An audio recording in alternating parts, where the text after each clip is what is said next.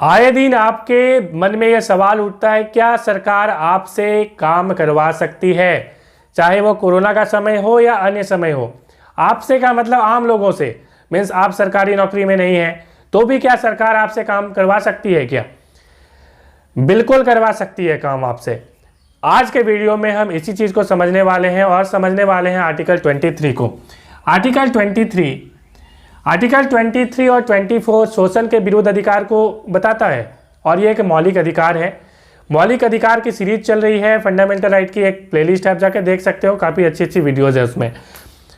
अब सवाल ये उठता है कि यदि मान लीजिए सरकार आपसे ये काम करवाएगी, क्या आप सुप्रीम कोर्ट जा सकते हैं?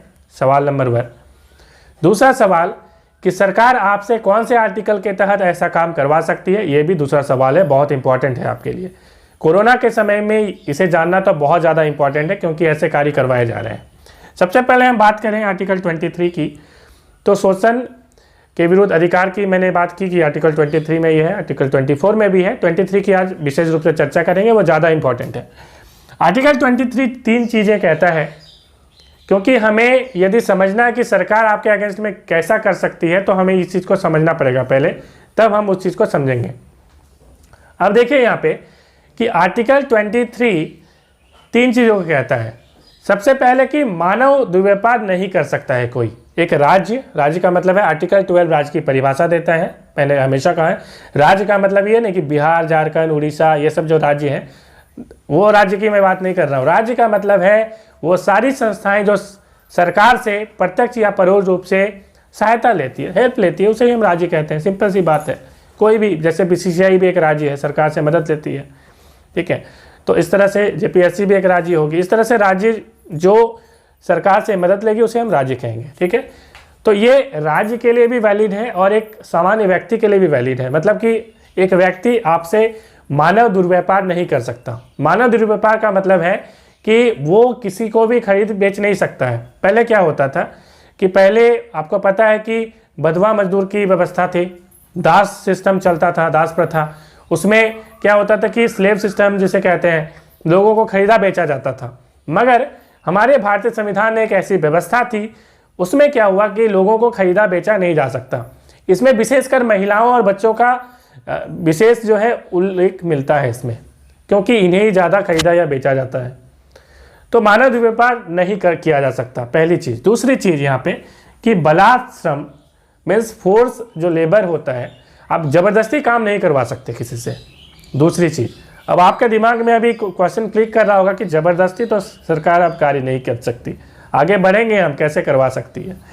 उसके बाद बलात् श्रम नहीं करवा सकती, यह समझना है कि सरकार भी आपसे ज़बरदस्ती काम नहीं करवा सकती है या कोई आम व्यक्ति भी नहीं करवा सकता, ठीक है।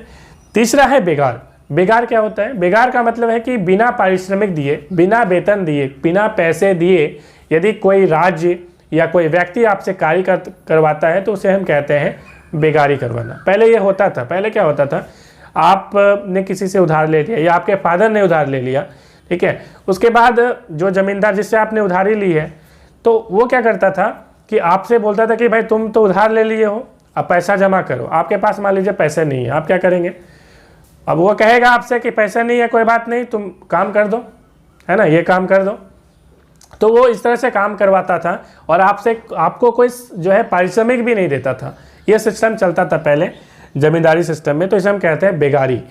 तो बेगारी भी सरकार ने इसे क्या कह दिया है, सरकार हम नहीं कहेंगे यहाँ पे, संविधान ने कहा, हमारे भारतीय संविधान ने इसे ख़त्म कर दिया। बेगारी भी आप नहीं करवा सकते। अब इसके लिए कानून बनने जरूरी है, ये तो फंडामेंटल राइट है। एग्जाम में आपसे ये भी प्रश्न पूछा जाएगा कि फंडामेंटल राइट के तहत चलिए ठीक है, ये आपके लिए व्यवस्था कर दी गई कि आप अपने लिए सुप्रीम कोर्ट जा सकते हो, मगर क्या इसके लिए कोई कानून बने हैं क्या? कानून को जानना बहुत ज़रूरी है, एग्जाम में पूछा जाता है। तो इसके लिए आपको पता है कि मानव दुर्व्यापार के लिए ये कानून बने हैं। जहाँ तक बलात् श्रम और बेगार की हम बात करते हैं तो आपको बहुत पता है, बहुत सारी चीज़ें पता है कि आपके लिए न्यूनतम जो मजदूरी अधिनियम है 1948 वो बना हुआ है, ठीक है। उसके बाद जो बेगारी जो होती थी उसको उन्मूलन कर दिया गया है। तो इसके लिए ये कानून बने हुए हैं। इतनी तो हमें बात समझ में आए कि कानून बने हुए हैं इन चीज़ों के लिए। अब सवाल जो सबसे असली सवाल है वो है कि क्या आपसे सरकार बलात्कार में ज़बरदस्ती काम करवा सकती है क्या आपसे बिना पारिश्रमिक दिए काम करवा सकती है? तो उत्तर है बिल्कुल हाँ।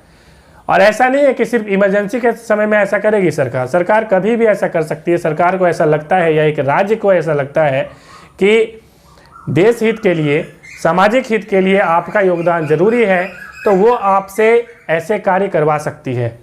और उसमें राज्य को लगे कि वेतन भी नहीं देना है तो आपको वेतन भी नहीं देगी, ऐसे ही फ्री फंड में आप काम करने के लिए जो है मजबूर होंगे। ऐसे एग्जांपल मैं देता हूँ थोड़ा सा। जैसे आपने देखा कि कई सारे कंडीशन में कई लोगों के वेतन से कुछ पैसे काटे गए कोरोना के समय में, तो वो कुछ इसी तरह का यहाँ पे जो अपवाद है आर्टिकल 23 में, ये अपवाद है, ठीक है, ये याद रखेंगे। आर्टिकल 23 कहता है कि नहीं करवा सकती है, मगर इसमें एक्सेप्शन दिया गया है और वो एक्सेप्शन यही है कि आपसे काम करवा सकती है। तो आप इसके अगेंस्ट में सुप्रीम कोर्ट भी नहीं जा सकते क्योंकि ऐसा अपवाद इसमें लिखा हुआ है। तो आई होप आपकी क्वेरीज क्लियर हो गई होगी। यदि कोई भी डाउट है तो जरूर लिखें कमेंट में। मिलते हैं नेक्स्ट वीडियो में। Thanks for watching.